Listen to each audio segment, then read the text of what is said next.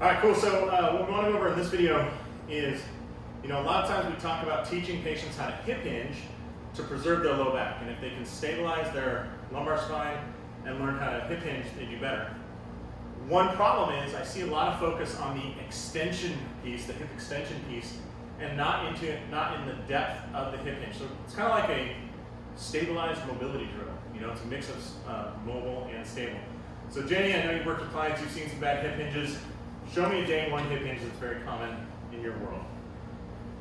Cool, so lots more knee flexion, not as much hip flexion, some rounding of the back. Okay, come back up. Now for this, just show me, just be bad below the waist. So yeah, start leaning forward, right? Even if we're preserving that spine stability, we still see too much here. So one fix, it's really easy. Come on up. You're SFG certified, so you guys always say don't squat your hinge, right? All right, here's an easy fix. Step up to a bench or a box or whatever, and all I'm going to tell the client or patient is, hey, I want you to do exactly what you just did, but if your knee touches this thing, I charge you double for today's visit, okay? So go ahead and try a couple.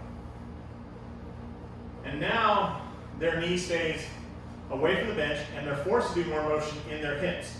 And if our goal is to increase the angles of the hips, this works well. Do you feel it there more? In my hips? Yes. Yeah. Okay, perfect. Come on up. And Jane, this time I really want you to think about, here's a cue that I found works. You're at Starbucks. You have to open the door behind you, but unfortunately you bought all your friends coffee, so you can't use your arms, okay? So let's see if you can do exactly this. Don't touch the bench, but you gotta open that door enough to clear the coffee. All right, cool. And now hold those coffees out in front of you. There you go.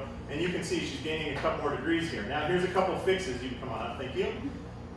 I think to get a little bit extra hip motion, a slider works really well. So Jane, if you can just put one foot there. And again, we're going to go for that single leg work because I just think that helps. And I'm just going to give you this for stability if you need it. Okay.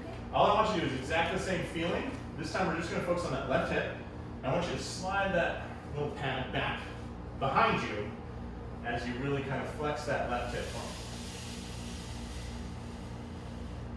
That's awesome, and you see how much more hip flexion she gets under control. And come on up. Great. Good news is those are only like $9 for 4 of them. Do it one more for us so we can see that hip again. Great. So we're seeing that increased hip flexion. This little stabilization keeps your spine in the right order. Come on up. We're going to try one more modification. We have a slider. And I want you to, typically we use a foam roller. This is a hard dowel because we only have shorter foam rollers here. But I want you to put that on the top of your foot, and you're going to lift your foot to hold that dowel. Okay? Now I want you to glue the dowel to your thigh. Good. Find the right position there. And you can press down on the top here if you want, if that's easier. Like use that hand to push it in. There you go. And now I want you to take this foot, the one with the dowel or the foam roller, I want you to try and kick the back wall. I find that this is a good cue to teach people how to get deep into that hip on a single hip. And it looks like it's actually a little bit of a struggle for you, huh? It is. And you've done a ton of hip hinging in your life. Awesome, cool, come back up. Let's do one more of those. I really want you to exaggerate the flexion of that left hip.